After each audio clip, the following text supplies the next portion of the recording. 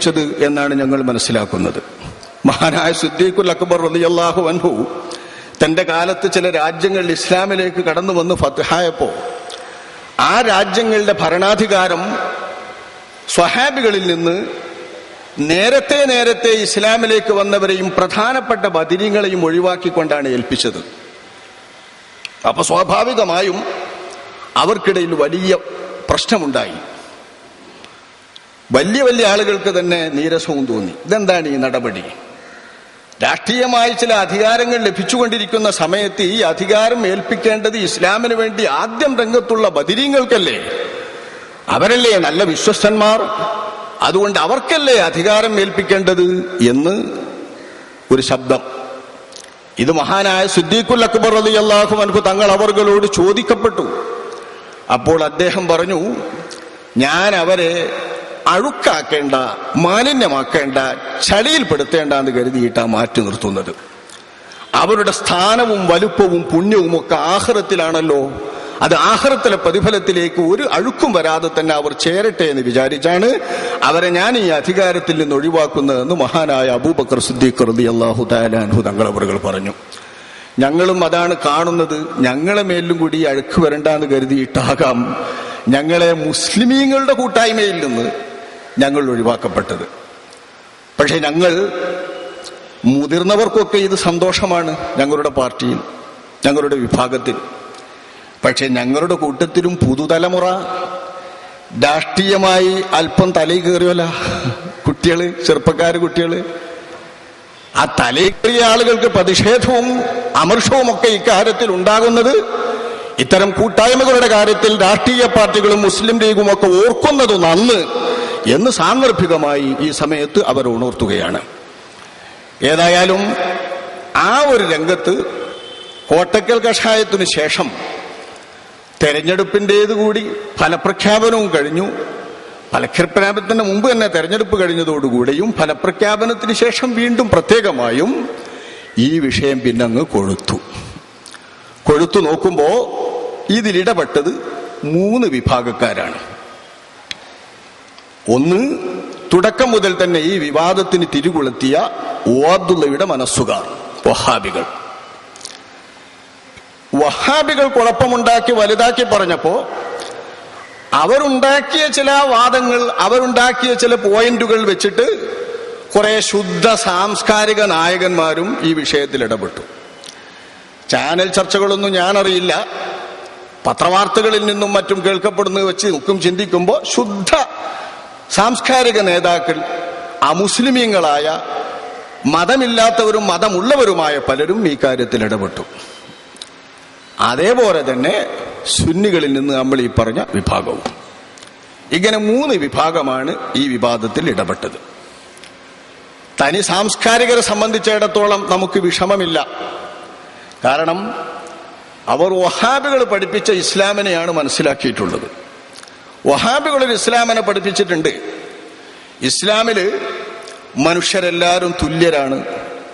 ആർക്കും ആരേക്കാൾ ഒരു വലുപ്പമല്ല, ഒരു മഹത്വമല്ല. മഹത്വമുള്ളവർക്ക് ആർക്കും അവരുടെ ശരീരത്തിനോ അവരുമായി ബന്ധപ്പെട്ടോ പ്രത്യേകതകളൊന്നുമില്ല. ഏത് വിധത്തിലുള്ള ആദരവും ആരാധനയാകും.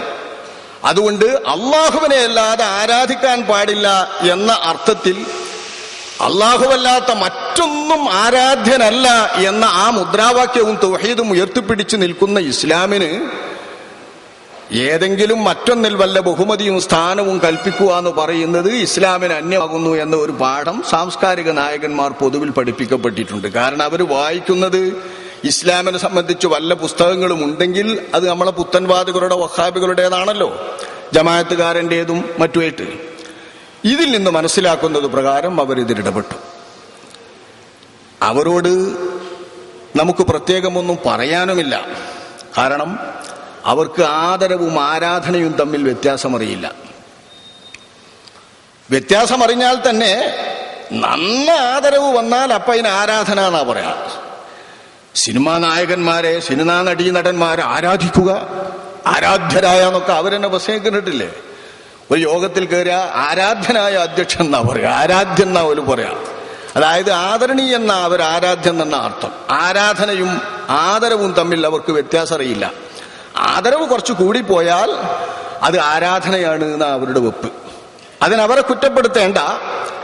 ലോകത്തുള്ള പ്രത്യയശാസ്ത്രങ്ങളിൽ ആദരവിനും ആരാധനയ്ക്കുമിടയിൽ അതിർവരമ്പ് പഠിപ്പിച്ചിട്ടുള്ള ഒരേ ഒരു ശാസ്ത്രവും ഒരേ ഒരു പ്രത്യയശാസ്ത്രവും ഒരേ ഒരു സിദ്ധാന്തവും ഇസ്ലാം മാത്രമേയുള്ളൂ. ആരാധന എവിടം വിട്ട് ആരാധനയാകും? ഏതാണ് ആരാധനയും ആദരവും തമ്മിൽ വേർതിരിക്കുന്ന മാർഗരേഖ? ഈ അതിർരേഖ നിശ്ചയിച്ചിട്ടുള്ള ഒരേ ഒരു മതമേ ലോകത്തുള്ളൂ, അതാണ് പരിശുദ്ധ ഇസ്ലാം. ആരാധന എപ്പോഴാണ് ആദരവ് ആരാധനയായി മാറുക എന്ന് ഇസ്ലാം പഠിപ്പിച്ചിട്ടുണ്ട്.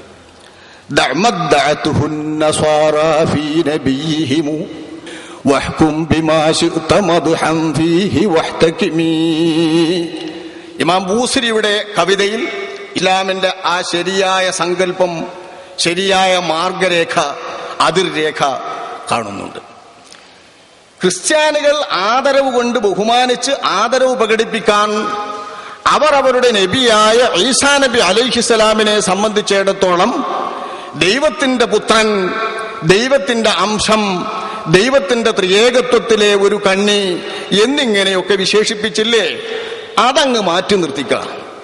ദൈവികതയിലേക്ക് ഈസാ നബി അലൈഹിസ്സലാമിനെ ദൈവത്തിന്റെ പുത്രൻ എന്നതിലേക്ക്, അല്ലെങ്കിൽ ദൈവത്തിന്റെ ഒരു ഭാഗം എന്നതിലേക്ക്, അല്ലെങ്കിൽ ദൈവം തന്നെ എന്നതിലേക്ക് ഈസാ നബി അലൈഹിസ്സലാമിനെ അവർ ഉയർത്തിയ ആ ഘടകം അങ്ങ് മാറ്റി നിർത്തിക്കോ. ബാക്കി വഹ്കും ബിമാ ശിഅ്ത മദ്ഹൻ ഫീഹി, അല്ലാഹുവിന്റെ ഹബീബിനെ കുറിച്ച് എന്തു മദ്ഹും പറഞ്ഞോ ആ മദ്ഹ് അവിടത്തേക്ക് ചേരും, അവിടത്തേക്ക് യോജിക്കും.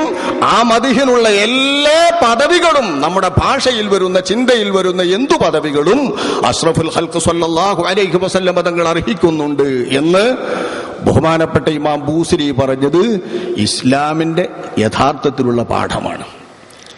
അതുകൊണ്ട് തന്നെ ദൈവികതയിലേക്ക് ഉയർത്താത്തിടത്തോളം ഈ പ്രപഞ്ചത്തിലെ ഏതെങ്കിലും ഒരു കാര്യത്തിന്റെ ഉടമസ്ഥത, ഈ പ്രപഞ്ചത്തിലെ ഏതെങ്കിലും ഒരു വസ്തുവിന്റെ സൃഷ്ടികർത്തൃത്വം, ഈ പ്രപഞ്ചത്തിലെ ഏതെങ്കിലും ഒരു സംഗതിയുടെ അങ്ങേ അറ്റത്തെ നിൽക്കുന്ന ആ സ്ഥാനം, അതായത് അതിന്റെ ഉടമസ്ഥത, ഈ ഉടമസ്ഥത ആരോപിക്കുമ്പോൾ മാത്രമേ അതുമായി ബന്ധപ്പെട്ട ആദരവുകൾ ആരാധനയായി മാറുകയുള്ളൂ എന്നും, അതില്ലാത്തിടത്തോളം അള്ളാഹുവിന്റെ എന്ന പേര് ബന്ധപ്പെടുത്തിയിട്ട് അള്ളാഹുവിലേക്ക് ചേർത്തിയിട്ട് അള്ളാഹുവിന്റെ റസൂൽ, അള്ളാഹുവിന്റെ വലി, അള്ളാഹുവിന്റെ കുതുബ്, അള്ളാഹുവിന്റെ ഗൗസ്, അള്ളാഹുവിന്റെ എന്ന അർത്ഥത്തിൽ അള്ളാഹുവിലേക്ക് ചേർത്തി പറയുന്ന ഒരു സൃഷ്ടിയുടെ വിധാനത്തിൽ നിന്ന് സൃഷ്ടികളെ ഉയർത്താത്തിടത്തോളം ആരാധനയാവുകയില്ല, അതൊക്കെ ആദരവേ ആവുകയുള്ളൂ എന്ന് ആരാധനയും ആദരവും തമ്മിൽ ശരിക്കും വ്യത്യാസം പഠിപ്പിച്ച മതം എന്ന നിലക്ക് ഇസ്ലാം പഠിപ്പിച്ചിട്ടുണ്ട്. അതറിയാത്ത സാംസ്കാരിക നായകന്മാരും സാംസ്കാരിക പ്രവർത്തകരും ഇസ്ലാമിനെ കുറച്ചുകൂടി പഠിക്കണം, ഇസ്ലാമിന്റെ തൗഹീദിനെ നല്ലപോലെ മനസ്സിലാക്കണം എന്ന് മാത്രം അവരുമായി ബന്ധപ്പെട്ടു ഞാൻ പറയട്ടെ. മറ്റൊരു കൂട്ടം ഈ വിവാദത്തിൽ ഇറങ്ങിയവർ തുടക്കം കുറിച്ച വഹാബികൾ ഇതുമായി ബന്ധപ്പെട്ട് പറയുന്നത് ഒരു ധാരണ നമുക്കെല്ലാവർക്കും മുമ്പേ ഉണ്ട്, എങ്കിലും ഈ വിവാദത്തിൽ മലക്കം മറിയുകയായിരുന്നു അവർ. കാരണം ഒരു മലക്കം മറിച്ചിൽ അവർക്ക് വരേണ്ടി വന്നിട്ടുണ്ട്. എവിടെയാണ് നമ്മൾ കടന്നു പിടിക്കേണ്ടത്, എവിടെ പിടിച്ചാലാണ് ഈ സംഗതിയിൽ നമുക്ക് വല്ലതും നേടാൻ കഴിയുക എന്നവർ ശ്രദ്ധിച്ചിട്ടുണ്ട്. അതിനനുസരിച്ചുകൊണ്ട് അവർ പണ്ടേ പഠിച്ചു വെച്ചിട്ടുള്ള ഏറ്റവും മോശപ്പെട്ട, ഏറ്റവും പിഴച്ച, ബുദ്ധിശൂന്യമായ അവരുടെ വാദങ്ങളും അവരുടെ ചിന്തകളുമൊക്കെ ഓരോന്നോരോന്നായി ഇതുമായി ബന്ധപ്പെട്ട് എടുത്തിട്ടു. ഇതിൽ അഷ്റഫുൽ ഖൽഖ് സ്വല്ലല്ലാഹു അലൈഹി വസല്ലമ തങ്ങൾ നബിയെ ആദരിക്കേണ്ട രീതി എങ്ങനെയെന്ന് പഠിപ്പിച്ചിട്ടില്ല. അത് പഠിപ്പിക്കാത്തത് തന്നെയാണല്ലോ നബിയുടെ മികവ്. എന്നെ എങ്ങനെ ആദരിക്കണം, എന്നെ നിങ്ങൾ ആദരിക്കുവീൻ, എന്നെ നിങ്ങൾ ബഹുമാനിക്കുവീൻ, എന്റെ ശരീരത്തിന്റെ ഭാഗങ്ങൾ നിങ്ങൾ എടുക്കുവീൻ എന്നൊക്കെ അള്ളാഹുവിന്റെ റസൂൽ പറയാൻ തിരിഞ്ഞാൽ ഇതിനെപ്പറ്റി എങ്ങനെയാണ് ബുദ്ധിയുള്ള ആളുകൾ വിലയിരുത്തുക? അതുകൊണ്ട് തന്നെ അള്ളാഹുവിന്റെ റസൂൽ ആദരിക്കണം എന്നെ എന്നോ, എന്നെ ആദരിക്കേണ്ടത് എങ്ങനെയെന്നോ പ്രത്യേകമായി സമുദായത്തെ പഠിപ്പിച്ചിട്ടില്ല എന്നത് തന്നെയാണ് സത്യം.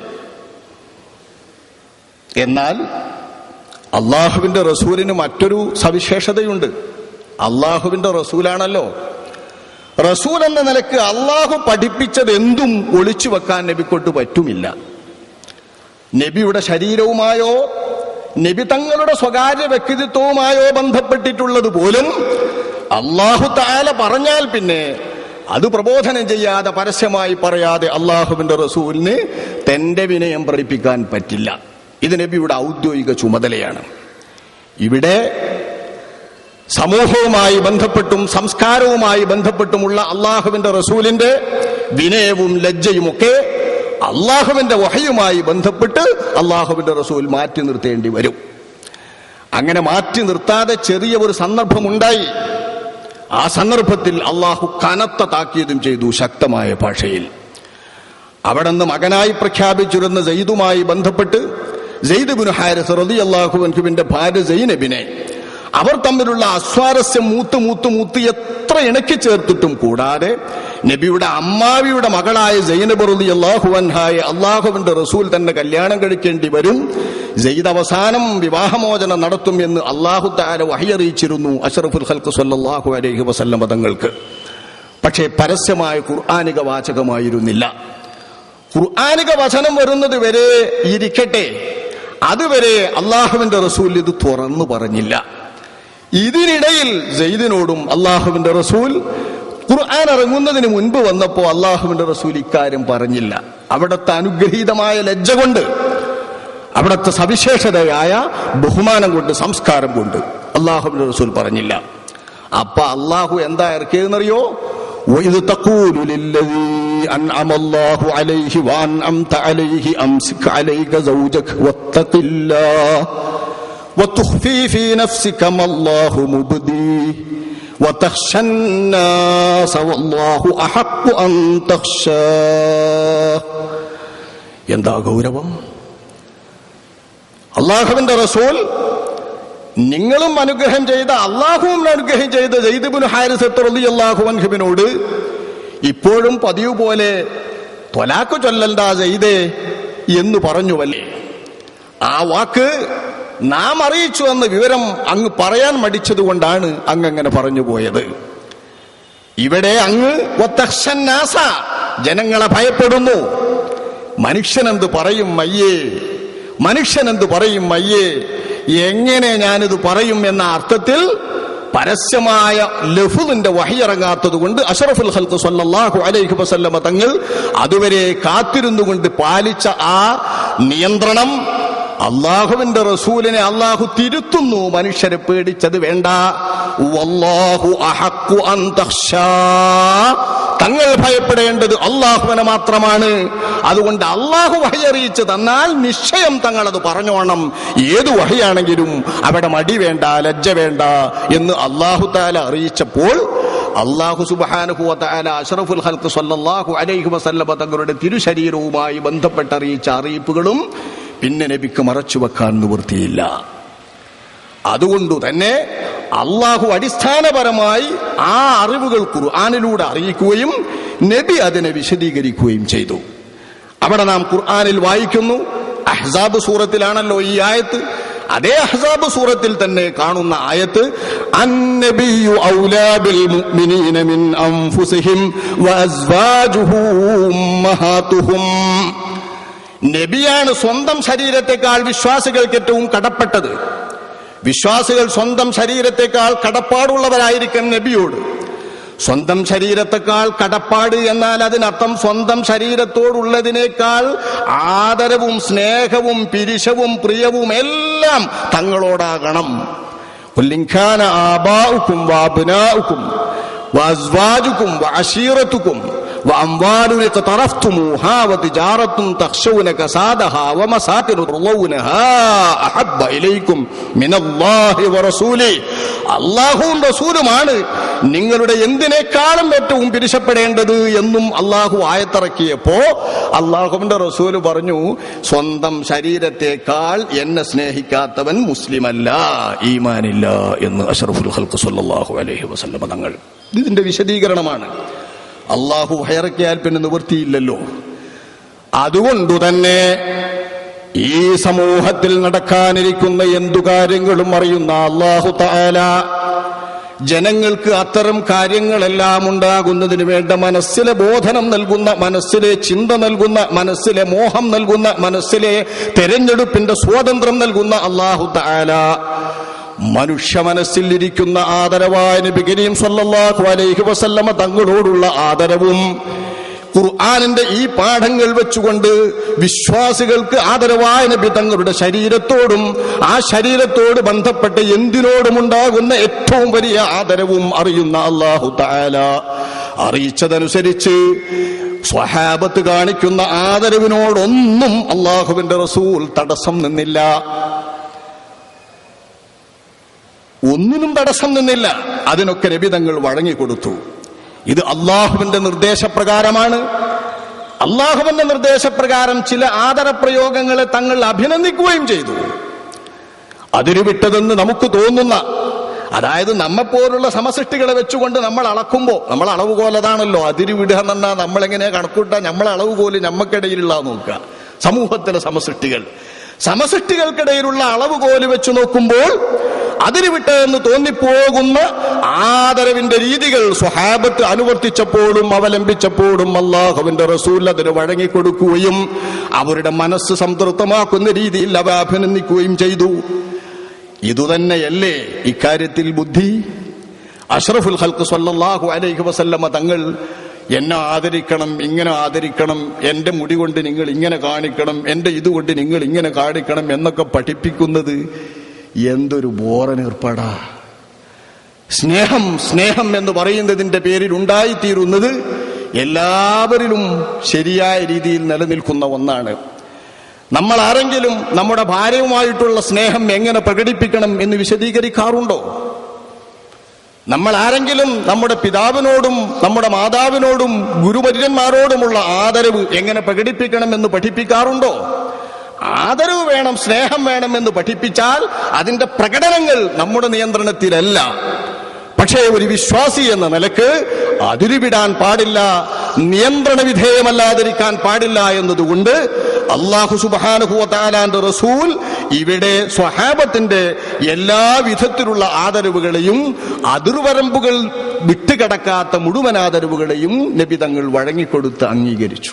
ആ സംഭവം അങ്ങനെയാണ് സ്വഹാബത്ത് നബിയുടെ ശരീരവുമായി ബന്ധപ്പെട്ട് ലഭിക്കുന്നതെന്തും വാരിപ്പൊത്താനും മുത്തിമണക്കാനും അവരുടെ ആദരവ് അവർക്ക് നിദാനമായത്, പ്രേരകമായത്. അല്ലാഹുവിന്റെ റസൂലിന്റെ കഴുകൽ നിർബന്ധമായിട്ടുള്ള വിസർജ്യങ്ങൾ പോലും ഇതിനവർക്ക് തടസ്സമായില്ല. കിട്ടിയതെല്ലാം അവർ വാരിപ്പൊത്തി, വാരിമുത്തി. തോർത്തിക്കളയേണ്ട വിയർപ്പ്, തുപ്പിക്കളയുന്ന ഉമിനീര്, കാക്കിച്ചു തുപ്പുന്ന കഫം, പുറത്തൊഴിക്കാൻ വേണ്ടി നബിതങ്ങൾ വെച്ചിരുന്ന മൂത്രം, കഴുകിക്കളയേണ്ട രക്തം, ഇതെല്ലാം റസൂലുള്ളാഹിന്റെ സ്വഹാബാക്കൾ സ്വന്തം ശരീരത്തിൽ അകത്ത് സേവിക്കുകയും പുറത്ത് അല്ലാഹുവിന്റെ റസൂലിന്റെ സ്വഹാബത്ത് ഉപയോഗിക്കുകയും ചെയ്തു എന്നതാണ് ചരിത്രം അറിയാവുന്ന, ഹദീസ് പഠിച്ചിട്ടുള്ള എല്ലാവർക്കും അറിയാവുന്ന പരമാർത്ഥം. ഇത് കണ്ടല്ലേ ഒറ്റ ഹദീസിൽ ഇതൊക്കെയും ഉൾക്കൊള്ളിക്കപ്പെട്ടിട്ടുണ്ട് സ്വഹീഹുൽ ബുഖാരിയിൽ. മക്കയിലെ ഖുറൈശികളുടെ പ്രതിനിധിയായി ഹുദൈബിയ സന്ധിയിൽ മുന്നോട്ട് വന്ന ഉർവത്ത് ഇബ്നു മസ്ഊദ് ഹുദൈബിയയിൽ നബിയും സ്വഹാബത്തും കാണിച്ച ആ ആദരവിന്റേതായ രംഗങ്ങളും അവർ തമ്മിലുള്ള ആ ബന്ധങ്ങളും കണ്ടപ്പോൾ തന്റെ കൂട്ടാളികളോട് പറഞ്ഞു വച്ച ഒരു വാചകം സ്വഹീഹുൽ ബുഖാരിയിലുണ്ടല്ലോ, ഐ ഖൗമി വല്ലാഹി ലഖദ് വഫത്തു അലൽ മുലൂകി വവഫത്തു അലാ ഖൈസരിൻ വകിസ്റാ വന്നജാശി വല്ലാഹി ഇറഅയ്തു മലികൻ യുഅല്ലിമുഹു അസ്ഹാബുഹു മാ യുഅല്ലിമു അസ്ഹാബു മുഹമ്മദിൻ മുഹമ്മദാ സ്വല്ലല്ലാഹു അലൈഹി വസല്ലം. എന്റെ പൊന്നു ജനങ്ങളെ, ഞാൻ എത്രയോ രാജാക്കന്മാരുടെ അടുക്കൽ പോയിട്ടുണ്ട് നേതാവായി.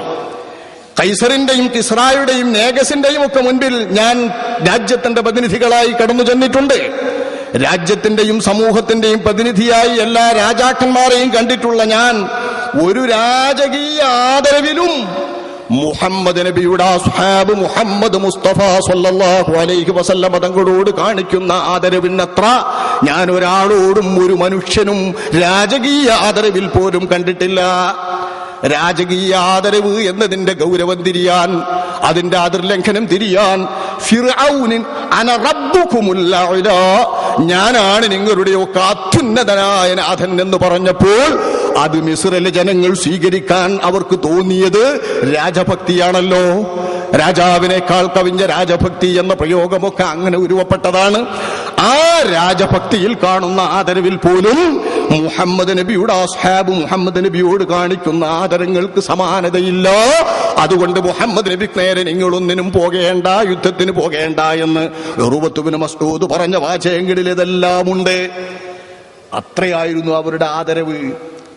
അന്നാണ് കാർക്കിച്ച് തങ്ങൾ തുപ്പുമ്പോൾ, കഫം കാർക്കിച്ചു തുപ്പുമ്പോ നമ്മളെ പ്രസംഗന്മാർ ഈ വിവാഹത്തിൽ ഇറങ്ങിയിട്ട് നുഹാമ എന്ന് പറയുമ്പോൾ ഉമിനീര് തുപ്പുനീര് എന്നാ പറയുന്നുള്ളൂ. കാരണം നബി തങ്ങൾ കാർക്കിച്ചു തുപ്പിയ കഫം കയ്യിൽ വാരിപ്പൊത്തി എന്ന് പറയാൻ ഒരു പ്രയാസം, ഒരപകർഷബോധം നമ്മുടെ പ്രഭാഷണക്കാരെ, കേരളീയ സാഹചര്യമോ നമ്മുടെ സാക്ഷര കേരളത്തിന്റെ സാമൂഹിക ചുറ്റുപാടോ അവരെ ബാധിച്ചിരിക്കുന്നു. അതുകൊണ്ട് മോശം, വൃത്തികേടാണിത്, ഇസ്ലാമിന് നിരക്കില്ല. മാവക്കാത്തു നുഹാമത്തുൻ എന്നാണ് വാക്യം. അള്ളാഹുവിന്റെ റസൂൽ കാർക്കിച്ചു തുപ്പുന്ന കഫം റസൂലുള്ളാഹി തങ്ങൾ തുപ്പുകയാണോ? അത് അവരുടെ 1000 കരങ്ങൾ അതിനു നേരെ വീണിട്ട് ഒരാളുടെ കയ്യിലല്ലാതെ കഫം വീണില്ല. ആ കയ്യിൽ കിട്ടിയ കഫം അവർ മുഖത്തും ശരീരത്തിലും ആകെ വാരിപ്പൊത്തി പറക്കത്തെടുക്കുകയാണ് എന്ന് അന്ന് ആ കാഴ്ച കണ്ട ഉർവത്ത് ഇബ്നു മസ്ഊദ് ഖുറൈശി നേതാക്കന്മാരെ പോയി അറിയിച്ചു. ആ നേതാക്കന്മാരെ അറിയിച്ച വിവരത്തിൽ നുഹാമത്ത് ഉമിനീരല്ല. ഞാനിത് പറയുന്നത് വല്ലാതെ ആരവായ നബിയുടെ റസൂലിന്റെ ഷറഫുകൾ പറഞ്ഞുകൊണ്ടിരിക്കുന്നവരും ഇവിടെ കഫം എന്ന് പറയാൻ മടിക്കുന്നുണ്ട്, കാർക്കിച്ചു തുപ്പുന്നു എന്നറിയാൻ മടിക്കുന്നുണ്ട്, ഉമിനീര് എന്നാ പ്രയോഗിക്കുന്നുള്ളൂ നുഹാമക്ക്. അത് വേറെയല്ലേ പാക്ക്. ഇതാണ് റസൂലുള്ളാഹിന്റെ സ്വഹാബത്ത്. ഇതൊക്കെ കാണിക്കുമ്പോ ഇതൊന്നും ചെയ്യരുത്, ഇതൊന്നും ശരിയല്ല, ഇതൊക്കെ തൗഹീദ് പോകുന്ന പണിയാണ്, ശിർക്കിലേക്ക് നമ്മളെ എത്തിക്കുന്ന പണിയാണ് എന്ന് അള്ളാന്റെ റസൂല് പറഞ്ഞോ? ഇല്ല. അതിർവരമ്പ് മാത്രം നബി തങ്ങൾ പഠിപ്പിച്ചു. ലാ തുതുറൂനി കമാ തുറത്തിൽ യഹൂദു വന്നസ്വാറ. ജൂതന്മാരും ക്രിസ്ത്യാനികളും അവരുടെ നബിമാരെ അതിരുവിട്ടുകൊണ്ട് ദൈവമാക്കിയതുപോലെ നിങ്ങൾ എന്നെ അതിരുവിട്ട് ദൈവമാക്കരുത്. സൃഷ്ടി എന്ന നിലയിൽ എങ്ങനെയും ആദരിച്ചോ, വിഷയമല്ല എന്ന് ശഫീഉനാ റസൂലുള്ളാഹി.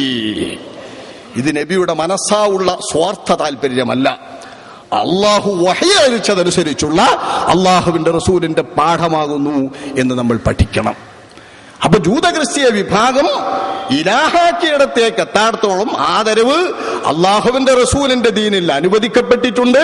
പക്ഷെ നബി എന്നെ ആദരിക്കണേ എന്ന് വിളിച്ചു പറഞ്ഞിട്ടില്ല എന്ന് വഹാബികൾ പറയുന്നത് ശരിയാണ്.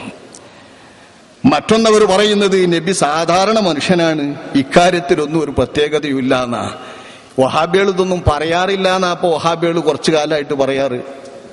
ഇങ്ങനെയൊന്നും ഞങ്ങൾ പറഞ്ഞിട്ടില്ല, ഇതുവരെ എവിടെയും തെളിയിക്കാൻ കഴിയില്ല സാധാരണ മനുഷ്യനാണ് നബി എന്ന്. പക്ഷേ ഈ വിവാദത്തിൽ പ്രഥമമായി പേനയെടുത്ത അബ്ദുള്ള തന്റെ കുറിപ്പിൽ എഴുതിയിട്ടുള്ളത് സാധാരണ മനുഷ്യനാണ് എന്നാണ് നബിയോട് അള്ളാഹു പ്രഖ്യാപിക്കാൻ പറഞ്ഞതും അതാണ് നബി പഠിപ്പിച്ചതും എന്നല്ലേ.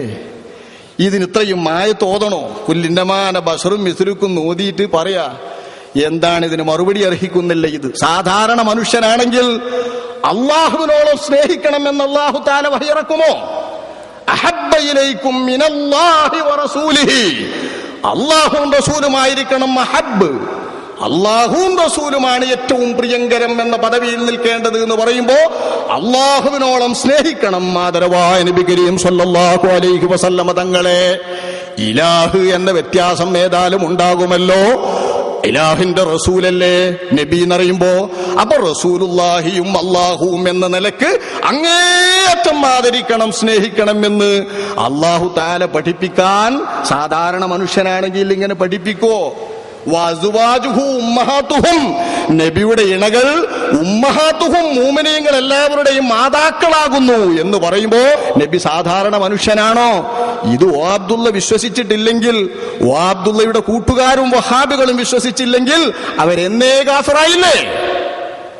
നബിയുടെ അസ്വാജ് ഉമ്മഹാത്താണ് എന്ന് പറയുന്നത് ഇപ്പൊ സാധാരണ മനുഷ്യനല്ല. നബി തങ്ങൾ കല്യാണം കഴിക്കുന്നതോടുകൂടെ നിക്കാഹ് ചെയ്യുന്നതോടുകൂടെ നമ്മുടെ ഉമ്മമാരെന്ന പവിത്രമായ സ്ഥാനത്ത് വരുന്നു അവർ എന്ന് പറഞ്ഞാൽ സാധാരണ മനുഷ്യർക്കുള്ള പദവിയാണോ? ഇരിക്കട്ടെ. പിന്നെ വഹാബികൾ പറഞ്ഞത്, ഇനി മുടിയിലും മറ്റൊക്കെ വല്ല പ്രത്യേകത ഉണ്ടെങ്കിൽ തന്നെ അത് പാലിക്കേണ്ടതും ആ പ്രത്യേകത അറിയേണ്ടതും സ്വഹാബികളല്ലേ. സ്വഹാബികളാരും അത് സൂക്ഷിച്ചിട്ടില്ല എന്നാണ്.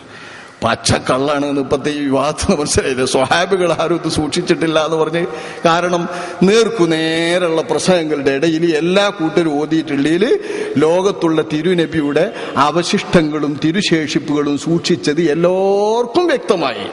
അതുകൊണ്ട് തന്നെ ഇതൊരിക്കലും മറുപടി അർഹിക്കുന്നില്ല. ഇനി വല്ലയിടത്തും സൂക്ഷിപ്പുണ്ടെങ്കിൽ തന്നെ ഓരോന്ന് ഏറ്റിയല്ലേ പറയാ, വല്ലയിടത്തും സൂക്ഷിപ്പുണ്ടെങ്കിൽ തന്നെ അത് സ്നേഹപ്രകടനം എന്നുള്ള നിലക്ക് മാത്രമാണ്. തന്റെ സ്നേഹിതന്റെ ശേഷിപ്പുകൾ സൂക്ഷിക്കുക എന്ന നിലക്ക് മാത്രമാണ്. അതിലപ്പുറം ബർക്കത്തെടുക്കാൻ വേണ്ടി ആരും സൂക്ഷിച്ചിട്ടില്ല. സ്വഹാബികൾ ആരും അങ്ങനെ സൂക്ഷിക്കാറില്ല. ഇതൊക്കെ പറയുന്നത് വഹാബി നേതാക്കളാണ് ചർച്ചയിലിറങ്ങി, ഔദ്യോഗിക ഭാരവാഹികൾ. ഇന്നത്തെ കാലത്ത് ഔദ്യോഗിക ഭാരവാഹികൾ തെരഞ്ഞെടുത്ത് അവരുടെ അറബി കോളേജിൽ പഠിപ്പിക്കുന്ന ഹദീസ് മാത്രമേ പഠിച്ചിരിക്കുള്ളൂ. അതാണ് ഇതിന്റെയൊക്കെ കുഴപ്പം. ഈ തെരഞ്ഞെടുക്കുന്നതിൽ ഇതൊന്നും ഏതായാലും ഉണ്ടാവില്ലല്ലോ. അല്ലാണ്ട് റസൂലിന്റെ സ്വഹാബികൾ ബർക്കത്തായിട്ട് ചെയ്ത ഒരു പാഠവും വഹാബികൾ അറബി കോളേജിൽ തെരഞ്ഞെടുത്ത് പഠിപ്പിക്കുന്നതിൽ ഉണ്ടാവില്ല, ഉറപ്പാ. നമ്മളെന്നെ പോയി കളയാൻ നിൽക്കുന്ന കാലമാണ്. അപ്പൊ ആ പാഠങ്ങൾ പഠിക്കാത്ത ആൾക്ക് അങ്ങനെ പറയാ ഇതൊന്നും ഉണ്ടാവൂല എന്ന്. ബറക്കത്തെടുക്കുന്നത് ശിർക്കാണത്രേ. അതുകൊണ്ട് ബറക്കത്തെടുക്കുന്ന രീതിയിലല്ല.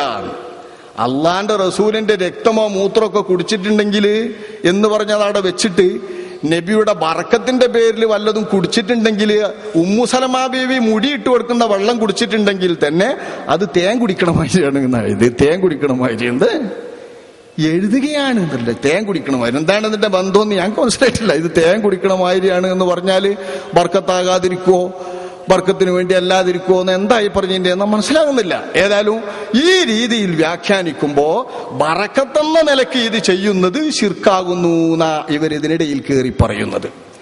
കണ്ടില്ലെന്ന് നടിക്കാൻ പറ്റില്ല സഹോദരങ്ങളെ, എന്റെ പ്രിയപ്പെട്ട സുഹൃത്തുക്കളെ. എന്റെ മുമ്പിലിരിക്കുന്ന മുസ്ലിംമാർക്കും മുതഅല്ലിമീങ്ങൾക്കും വിശ്വാസികൾക്കും ഇക്കാര്യത്തിൽ തർക്കമില്ലെങ്കിലും പുതുതായി വരുന്ന തലമുറയിൽപ്പെട്ട ചെറുപ്പക്കാർക്ക് ശരി തന്നെ അങ്ങനത്തെ ഒരു ബർക്കത്ത്, മറഞ്ഞ വഴിക്കുള്ള എന്തെങ്കിലും തരത്തിലുള്ള ഒരു ബർക്കത്ത് പ്രതീക്ഷിച്ചാൽ ശിർക്കായി, അങ്ങനെ ഉപയോഗിച്ചിട്ടില്ല എന്നറിയുമ്പോ അങ്ങനെ പറയുമായിരിക്കും.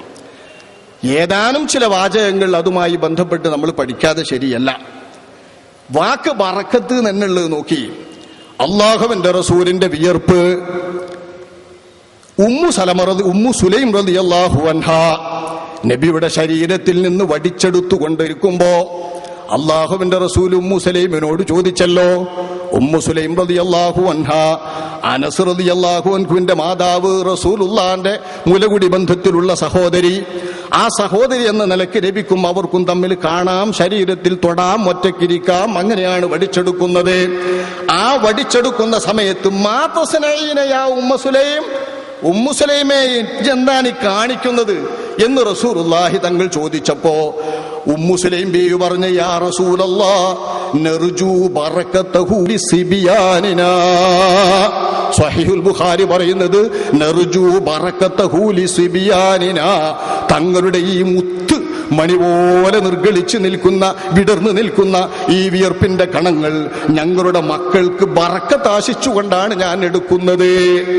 ഞങ്ങൾ സുഗന്ധത്തിൽ പുരട്ടാനാ എടുക്കുന്നത് എന്നും റിപ്പോർട്ടുണ്ട്. സ്വഹീഹ് മുസ്ലിമാ. സ്വഹീഹ് മുസ്ലിമിന്റെ റിപ്പോർട്ടിൽ നബി അപ്പൊ പ്രതികരിച്ചത് അസബത്തി, അത് നല്ല ചിന്തയാണ്, ശരി ചിന്ത, നീ സ്വവാബാണ് ചിന്തിച്ചത് എന്ന് അള്ളാഹുവിന്റെ റസൂൽ പറയുമ്പോ ബറക്കത്തല്ലേ ഈ പറയുന്നത്? അള്ളാഹുവിന്റെ റസൂലിന്റെ ജുബ്ബ, അവിടുത്തെ തിരുമേനിയിൽ ഒട്ടിക്കിടന്നിരുന്ന ജുബ്ബ ആയിഷ റളിയല്ലാഹു അൻഹാ മഹദി മരിക്കുവോളം സൂക്ഷിച്ചു വെച്ചു. അങ്ങനെ പറയുമ്പം പറയും, സ്വന്തം ഭർത്താവിൻ്റെതായ എന്തെങ്കിലും കുപ്പായമോ വസ്ത്രത്തിന്റെ അടിവസ്ത്രത്തിന്റെ പോലും കഷ്ണം കിട്ടിയ ഏത് ഭാര്യ സൂക്ഷിക്കാത്തത്? അത് സ്നേഹപ്രകടനത്തിന്റെ ഭാഗമല്ലേ എന്ന് ചിലപ്പോ പറയും. അങ്ങനെയല്ല അത് ചിന്തിക്കണം നാം. ആയിഷ ബീവി അത് സൂക്ഷിച്ചു. ആയിഷ ബീവിക്ക് ശേഷം ആയിഷ ബീവിയുടെ സഹോദരി ബഹുമാനപ്പെട്ട അസ്മാ റളിയല്ലാഹു അൻഹാ അത് സൂക്ഷിച്ചു. അന്ന് അവർ ചെയ്തിരുന്ന പരിപാടി അത് പറയുന്നത് ഫഅഖറജത്ത് ഇലയ്യ, ആ ജുബ്ബ ഞങ്ങൾ ചെന്ന് ചോദിച്ചപ്പോൾ കാണിച്ചു തന്നിട്ട് ഫഖാലത്ത് അസ്മാ ബീവി പറഞ്ഞു ഹാദിഹി കാനത്ത് ഇൻദ ആയിഷത ഹത്താ ഖുബിലത്, ആയിഷ ബീവി മരിക്കോളം ഇത് ആയിഷ ബീവിയുടെ അടുത്തായിരുന്നു. ഫലമ്മാ ഖുബിലത്ത് ഖബൽതുഹാ, ആയിഷ ബീവി വഫാത്തായതിൽ പിന്നെ ഞാൻ അതിനെ പിടിച്ചു. എന്തിന് പിടിച്ചു? സ്നേഹ സ്വത്തെന്ന നിലക്ക് സൂക്ഷിക്കാനല്ല, ഓർമ്മക്ക് വേണ്ടി മണക്കാനല്ല. വകാനൻ നബിയ്യു സല്ലല്ലാഹു അലൈഹി വസല്ലം യൽബസുഹാ, അല്ലാഹുവിന്റെ റസൂൽ അതിനെ അവിടത്തെ പൂമേനിയിൽ ധരിച്ചിരുന്നു. ആ പൂമേനിയിൽ ധരിച്ചിരുന്ന ആ വസ്ത്രം കിട്ടിയപ്പോ ഫനഹനു നഗ്സിലുഹാ ലിൽ മർളാ, രോഗികൾക്ക് വേണ്ടി ഞങ്ങൾ ഈ ജുബ്ബ കഴുകിയിട്ട് യുസ്തശ്വാ ബിഹാ, അതുകൊണ്ട് രോഗശമനം പ്രതീക്ഷിച്ചുകൊണ്ട് കുടിക്കും ഞങ്ങൾ ആ വെള്ളം. ജുബ്ബ കഴുകി കുടിക്കുന്നത് രോഗശമനത്തിന് വേണ്ടി ഞങ്ങൾ ചെയ്യുന്നത് നബിയുടെ തിരുമേനിയിൽ ഒട്ടിക്കടന്ന ജുബ്ബയായതുകൊണ്ടാണ്. ഇത് മറഞ്ഞ വഴിക്കുള്ള ബർക്കത്തെടുക്കലല്ലാതെ മറ്റെന്താണ്? സ്വഹീഹ് മുസ്ലിം. അല്ലാഹുവിന്റെ റസൂലിന്റെ തിരുമുടിയാവട്ടെ, തിരുനഖങ്ങളാവട്ടെ, അത് കിട്ടിയിട്ടുള്ള ആളുകൾ, അതുമായി ബന്ധപ്പെട്ട് നടത്തിയിട്ടുള്ള സ്വഹാബികൾ ആരും സൂക്ഷിച്ചിട്ടില്ല എന്നാ വഹാബി പറയുന്നത്. അറിയപ്പെട്ട ചരിത്രത്തിലെ വഹാബികളുടെ കയ്യിൽ, സ്വഹാബികളുടെ കയ്യിൽ, ആരുടെയൊക്കെ കയ്യിൽ ഇതുണ്ടോ അവരെല്ലാവരും അത് സൂക്ഷിച്ചിരുന്നതും അത് ഉപയോഗിച്ചിരുന്നതും ബറക്കത്തിനാണ്. ബറക്കത്തിന് വേണ്ടി സൂക്ഷിക്കുകയും ഉപയോഗിക്കുകയും ചെയ്തത് എത്രയാണ് ചരിത്രത്തിൽ. മഹാനായ മുആവിയ റളിയല്ലാഹു അൻഹു, മുആവിയ തങ്ങളവരുടെ കയ്യിൽ അല്ലാഹുവിന്റെ റസൂലിന്റേതായ ചില തിരുശേഷിപ്പുകൾ ഉണ്ടായിരുന്നു. ആ തിരുശേഷിപ്പുകൾ വലമ്മാ ഹളറഹുൽ മൗതു ഔസാ അൻ യുകഫന ഫീ ഖമീസിൻ കാന റസൂലുള്ളാഹി സ്വല്ലല്ലാഹു അലൈഹി വസല്ലം ഖദ് കസാഹു ഇയാഹു, അല്ലാഹുവിന്റെ റസൂൽ മുആവിയ തങ്ങൾക്ക് ധരിപ്പിച്ച ഒരു കുപ്പായം, ആ കുപ്പായത്തിലാണ് അല്ലാഹുവിന്റെ റസൂലിന്റെ വഫാത്തിന് ശേഷം മുആവിയ റളിയല്ലാഹു അൻഹു തന്റെ ജഡം കഫൻ ചെയ്യാൻ വേണ്ടിയിട്ട് വസിയ്യത്ത് ചെയ്തത്. വഅയ്യുജഅല മിമ്മാ യലി ജസദഹു, തന്റെ ശരീരത്തോട് ഒട്ടി നിൽക്കുന്ന കഫൻ കൂടെ അതായിരിക്കണം, അതിന്റെ പുറമെയാവട്ടെ നിങ്ങൾ ഉപയോഗിക്കുന്ന മറ്റു തുണികൾ എന്ന് ബഹുമാനപ്പെട്ട മുആവിയ തങ്ങൾ പറയുന്നു. വകാന ഇൻദഹു ഖുലാമത്തു അദ്ഫാരി റസൂലില്ലാഹി സ്വല്ലല്ലാഹു അലൈഹി വസല്ലം, നബി തങ്ങളുടെ നഖങ്ങൾ മുറിച്ച ചില തിരുശേഷിപ്പുകൾ, നഖം മുറിച്ച് പുറത്ത് കളയാൻ വേണ്ടി മുറിച്ച നഖത്തിന്റെ തിരുശേഷിപ്പുകൾ അദ്ദേഹത്തിന്റെ കയ്യിലുണ്ടായിരുന്നു. ഫഔസാ, മഹാൻ വസിയത്ത് ചെയ്തത് തന്റെ കണ്ണിന്റെ മുകളിലും രണ്ട് കണ്ണിന്റെ മുകളിലും വായക്കലും ഇത് പൊടിച്ചിട്ട് ഭസ്മമാക്കിയിട്ട് ആ ഭസ്മം കഫനിനടിയിൽ വെക്കണം എന്ന് മഹാനായ മുആവിയ റളിയല്ലാഹു അൻഹു ഉപദേശിച്ചിട്ട് പറഞ്ഞത് വഖാൽ ഇഫ്അലു വഖല്ലു ബൈനി വബൈന അർഹമിർ റഹീമീൻ, ഇത് നിങ്ങൾ ചെയ്തിട്ട് ഒരൽപ്പം ആ മുറിയിൽ നിന്ന് ഇറങ്ങി നിൽക്കണം, ഞാൻ ഇതുമായി എന്റെ അർഹമുർ-റഹീമീനായ റബ്ബിനെ ഒന്ന് സന്ധിക്കട്ടെ, എന്റെ പാപങ്ങളൊക്കെ പുറത്തു കിട്ടാൻ, ഇസ്ലാമിന്റെ ആദ്യകാലത്ത് ശിർക്കിൽ നിന്നപ്പോ ചെയ്ത ചെയ്തികളൊക്കെ പുറത്തു കിട്ടാൻ എന്ന് മഹാനായ മുആവിയ റളിയല്ലാഹു അൻഹു പറയുമ്പോ ഇത് ആഖിറത്തിലെ രക്ഷയ്ക്ക് വേണ്ടിയുള്ള ബർക്കത്തായിരുന്നില്ലേ? ഇതുമാത്രമല്ല, മുആവിയ റളിയല്ലാഹു അൻഹുവിന്റെ അടുക്കൽ വകാന ഇൻദഹു ശൈഉം മിൻ ശഅരി റസൂലില്ലാഹി സ്വല്ലല്ലാഹു അലൈഹി വസല്ലം വഖുലാമത്തി അദ്ഫാരിഹി, നബി തങ്ങളുടെ മുടിയിൽ നിന്നും തിരുരോമത്തിൽ നിന്നും ഏതാനും, അതുപോലെ നഖമുടിയിൽ നിന്നുള്ള നഖത്തിന്റെ മുറിപ്പുകളിൽ നിന്ന് ശേഷിച്ചതും അല്പമുണ്ടായിരുന്നു. ഫൗസാ അൻ തുജഅല ഫീ ഫമിഹി വഅൈനൈഹി, വായക്കലും കണ്ണിലും അരച്ചിടാൻ വേണ്ടി പറഞ്ഞത് ഇതെല്ലാം ചേർന്നാണ്. പോരാ, ദഫഅ നബിയ്യു സല്ലല്ലാഹു അലൈഹി വസല്ലം ഇലാ മുആവിയത സഹ്മൈൻ, ബഹുമാനപ്പെട്ട മുആവിയ റളിയല്ലാഹു അൻഹുവിന് അല്ലാഹുവിന്റെ റസൂൽ 2 അമ്പുകൾ നൽകിയിരുന്നു, ഇസ്ലാമിലെ അമ്പ്. അത് നൽകുമ്പം പറഞ്ഞത് ഖുദ്ഹാ ഫതലഖ്തനി ബിഹിമാ ഫിൽ ജന്ന, ഈ 2 അമ്പുകൾ പിടിച്ചോ, ഈ 2 അമ്പുകളുമായി സ്വർഗത്തിൽ വെച്ച് ഞാനുമായി സന്ധിക്കാം. അല്ലാഹുവിന്റെ റസൂൽ പറയാ, ഞാനുമായി സ്വർഗത്തിൽ വെച്ച് ഈ അമ്പുകളുമായി സന്ധിക്കാം, ഇസ്ലാമിലെ അമ്പാൻ. ഫലമ്മാ മാത മുആവിയതു ജുഇല മഅഹു ഫീ ഖബ്രിഹി, ഈ നബി തങ്ങൾ പകർന്നു നൽകിയ ഈ 2 അമ്പുകൾ അല്ലാഹുവിന്റെ റസൂലിന്റെ വഫാത്തിന് ശേഷം മുആവിയ തങ്ങൾ വഫാത്താകുമ്പോ ഇത് അവരുടെ ഖബറിൽ തന്നോടൊപ്പം അടക്കം ചെയ്യപ്പെടുകയാണ്. ബറക്കത്തിന്, ബറക്കത്തല്ലേ ഇത്? സ്വഹാബിയല്ലേ മുആവിയ റളിയല്ലാഹു അൻഹു? ഖാലിദ് ഇബ്നുൽ വലീദ് റളിയല്ലാഹു അൻഹുവിന്റെ തൊപ്പിയിൽ തുന്നിച്ചേർത്ത നബിയുടെ മുടി എല്ലാവർക്കും അറിയാമല്ലോ. ആ മുടി ബഹുമാനപ്പെട്ട ഖാലിദ് ഇബ്നുൽ വലീദ് റളിയല്ലാഹു അൻഹു ഉപയോഗിച്ചിരുന്നത് എന്തിനാണ്? ഫമാ വജ്ജഹതുഹാ ഫീ വജ്ഹിൻ ഇല്ലാ ഫുതിഹ ലീ, ഞാൻ അതുമായി എങ്ങോട്ട് തിരിഞ്ഞോ അവിടെ എനിക്ക് ലക്ഷ്യം നേടിയിട്ടുണ്ട്, എന്റെ ലക്ഷ്യം നേടാനുള്ള ഒരു വലിയ വസീലയാക്കി ഞാൻ ഇതിനെ പിടിച്ചിരുന്നു എന്ന് മഹാനായ ഖാലിദ് ഇബ്നുൽ വലീദ് റളിയല്ലാഹു അൻഹു പറയുമ്പോ മഹാനരുടെ തൊപ്പിയിലുള്ള ഈ മുടി പറഞ്ഞിരുന്നത് വബിബറകതിഹി ഫലാ യസാലു മൻസൂറാ, ഈ തിരുമുടിയുടെ ബറക്കത്തുകൊണ്ട് മഹാനേത് യുദ്ധത്തിലും സഹായം കിട്ടിയിരുന്നു അല്ലാഹുവിങ്കൽ നിന്ന്. ബറക്കത്ത് കൊണ്ട് തന്നെയാ. ഇതൊക്കെ ഇമാം നവവി തന്റെ തഹ്ദീബിലും ഹാഫിദ് ഇബ്നു ഹജർ അസ്കലാനി പോലുള്ള മഹാന്മാർ, ഉസുദുൽ ഖവാബ, ഇമാം ദഹബി പോലുള്ള മഹാന്മാർ, സിയറു അലാമിൻ നുബല, ബഹുമാനപ്പെട്ട ഇമാം സുയൂത്തിയുടെ താരീഖുൽ ഖുലഫ തുടങ്ങിയിട്ടുള്ള മഹത് ഗ്രന്ഥങ്ങളിൽ രേഖപ്പെട്ട ചരിത്രമാണ്. ഉമ്മു സലമ ബീവിയുടേതോ റസൂലുള്ളാന്റെ മഹദി നമ്മുടെ ഉമ്മ ഉമ്മു സലമ ബീവി. ഉമ്മു സലമ ബീവിന്റേത് ബറക്കത്തിനല്ല സ്നേഹത്തിനാണ്, നബിന്റെ ഭാര്യയല്ലേ എന്ന് പറയും. ഹദീസിൽ എന്താണുള്ളത്? സ്വഹീഹുൽ ബുഖാരി, വകാന ഇദാ അസ്വാബൽ ഇൻസാന ഐനുൻ ഔ ശൈഉൻ ബഅസ ഇലൈഹാ മിഖ്ലബഹു. ഉമ്മു സലമ ബീവിയുടെ അടുത്ത് അല്ലാഹുവിന്റെ റസൂലിന്റെ തിരുമുടികൾ തിരുകേശങ്ങൾ സൂക്ഷിച്ചിരുന്നതിന്റെ അടുത്തേക്ക് ആളുകൾ അയച്ചിരുന്നത് എപ്പോഴാണ്? കണ്ണേറുപറ്റിയാലോ, കാരണം തിരിയാത്ത വല്ല ആപത്തുകളും സംഭവിച്ചാലോ, രോഗം പിടിപെട്ടാലോ അതിന് ചെറിയ ഒരു പാത്രവുമായിട്ട് ഉമ്മു സലമ ബീവിയുടെ മുടിയിട്ട വെള്ളം കിട്ടാൻ പറഞ്ഞയച്ചിരുന്നു സ്വഹാബികൾ. അങ്ങനെ എന്നെ അയച്ചു എന്ന് ഉസ്മാൻ ഇബ്നു അബ്ദുല്ലാഹ് ഇബ്നു മൗഹബ് റളിയല്ലാഹു അൻഹു പറയുന്നു. അദ്ദേഹം പറഞ്ഞു ഫത്വലഅതു ഫിൽ ജുൽജുലി, അത് സൂക്ഷിച്ച ചിപ്പിയിൽ ഞാനൊന്ന് നോക്കിയപ്പോ ഫറഅയ്തു ശഅറാത്തിൻ ഹുംറാ, ഏതാനും ചുവന്ന വർണ്ണമുള്ള രോമങ്ങൾ അവിടെ തിരുനബിയുടെ ശേഷിപ്പുകളായി കണ്ട തിരുകേശങ്ങൾ കണ്ടു. അത് നബി തങ്ങൾ നരച്ച ശേഷം വല്ലപ്പോഴും ചായം കൊടുത്തതായിരുന്നിരിക്കാം എന്ന് റിപ്പോർട്ടർമാർ വിവരിക്കുന്നുണ്ട്. ഉമ്മു സലമ ബീവിയുടെ ഇതിനും പറഞ്ഞയച്ചത് ബർക്കത്തിനാണ്. അനസ് റളിയല്ലാഹു അൻഹു തന്റെ സുഗന്ധം പൂശുന്ന ദപ്പിയിലാണ് അത് വെച്ചിരുന്നത് ബറക്കത്തിന്. ഉമർ ഇബ്നു അബ്ദുൽ അസീസ് റളിയല്ലാഹു അൻഹു അല്ലാഹുവിന്റെ റസൂലിന്റെ തിരുമുടികൾ ശേഷിപ്പുള്ളതും തിരുനഖങ്ങൾ അല്പം ശേഷിപ്പുള്ളതും, ഇദാ മിത്തു, ഞാൻ മരിച്ചാൽ ഫഖുദു ശഅറ വൽ അൽഫാർ, ഞാൻ സൂക്ഷിക്കുന്ന ഈ തിരുകേശങ്ങളും തിരുമുടികളും അതോടൊപ്പമുള്ള തിരുനഖങ്ങളും നിങ്ങൾ എടുത്തിട്ട് സുമ്മ ജഅലൂഹു ഫീ കഫനി, എന്റെ കഫൻ കുടയിൽ വെക്കണം. എനിക്ക് ബറക്കത്തിന് ആഖിറത്തിലെ ബറക്കത്താതെ, പരലോക വിജയത്തിന് വേണ്ടി, പരലോക രക്ഷയ്ക്ക് വേണ്ടി ബറക്കത്തെടുക്കുകയും ഇവിടത്തെ രോഗശമനത്തിന് വേണ്ടി ബറക്കത്തെടുക്കുകയും ചെയ്ത സ്വഹാബിമാരും താബിഈങ്ങളും ഇരിക്കട്ടെ.